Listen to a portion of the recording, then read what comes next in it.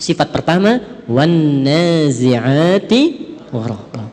Sifat kedua, wan nasyitati nashta. Sifat pertama, ada malaikat maut yang saat mencabut itu, dia mencabut sekeras-kerasnya, sedalam-dalamnya. Gini, ini ada duri agak panjang masuk ke dalam tubuh, dalam daging. Tapi posisinya bukan vertikal begini, posisinya horizontal begini. Terus dipaksa dicabut begini. Kira-kira kebayang nggak rasanya? Ya? Nah, ini malaikat nazi'at. Nazi'at itu dari kata naza'a. Naza'a itu gini ilustrasinya. Kalau belum paham tentang ini, itu ada pohon di luar, dipaksa dicabut sekeras-kerasnya sampai akar-akarnya tercabut. Ya. Problemnya apa? Problemnya kalau pohonnya keras kan nggak sekali cabut. Tarik, balik lagi, tarik, balik lagi, ya kan? Itu naza'a namanya. Yang mencabut dengan keras dan syiddah, bisyiddah wa unfid, dengan keras dan dalam, itu disebut dengan nazi'at. Gharqa, sampai ke dalam-dalam itu masuk. Jadi dari bawah cabut sampai ke sini. Tarik lagi, kan ini takut. Kenapa? Karena dia merasa nggak siap untuk pulang.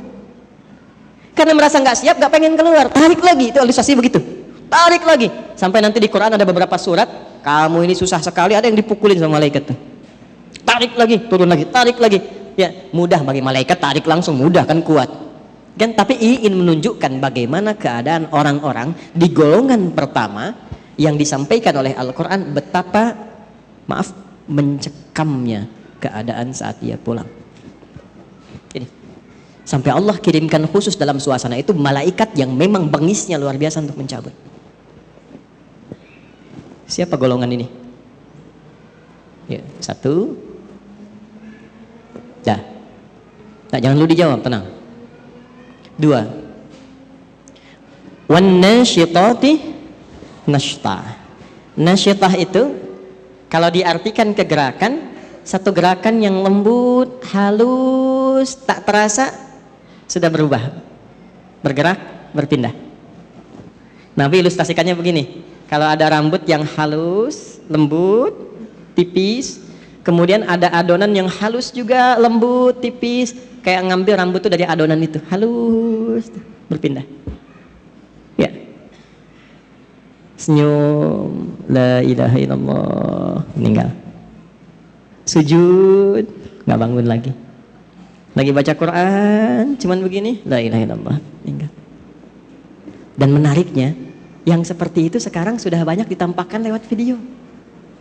Tuh, kalau sudah Allah tampakkan ayatnya menjadi kauniyah dan belum sadar juga, maka dengan cara apa lagi Allah berikan hidayah untuk bertobat?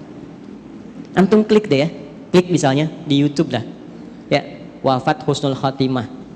Orang syekh mengajar meninggal, baca Quran wafat, sujud wafat, klik, lihat bagaimana cara wafatnya. Nah, itu Allah tugaskan malaikat yang kedua, wan nasyitati nashta. Ada orang-orang yang Allah tugaskan malaikat untuk mengambil nyawanya, menemui mautnya dalam keadaan selembut-lembutnya, sehalus-halusnya, sampai rasa yang dia dapatkan pada saat kematian itu pun rasa-rasa yang ringan dibandingkan dengan yang pertamanya itu. Kalau narik rambut yang halus dari adonan yang halus itu masih ada rasanya nggak? Masih terasa kan? Tapi ringan kan, lembut. Itulah yang menyebabkan orang kadang berkeringat saat meninggal itu. Ya, diambil, tenang dia meninggal, tenang. Tapi ada rasanya, ada. Nanti kalau sudah waktunya terasa juga gitu kan? Berkeringat, ada. Tapi halus, lembut, tenang, enak. Nanti insya Allah kita jemput itu, gak usah khawatir, gak usah takut. Takut itu justru tanda tanya. Kok takut pada sesuatu yang pasti? Yang nggak pasti itu yang kita takutkan. Yang pasti nggak usah ditakutin. Nggak, Allah Akbar. Nggak, antum nggak takut pun kejadian juga. Terus ngapain takut? Ya. Jadi yang ditakutkan tuh yang belum pastinya. Nah, yang belum pasti itu bekalnya, amalnya apa? Begitu itu tidak pasti, itu yang kita khawatirkan karena nggak punya harapan untuk setelahnya. Baik, kita bahas yang kedua dulu sebelum tadi yang pertama saya kasih tanda tanya. Siapa orang-orang yang dicabut dengan lembut itu? Yang tenang itu.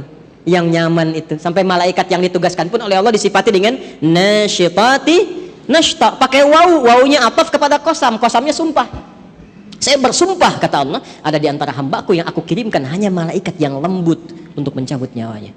Sumpahnya Allah mengirimkan malaikat yang lembut, selembut-lembutnya untuk mencabut nyawa hambanya. Siapa hamba yang dimaksudkan di sini?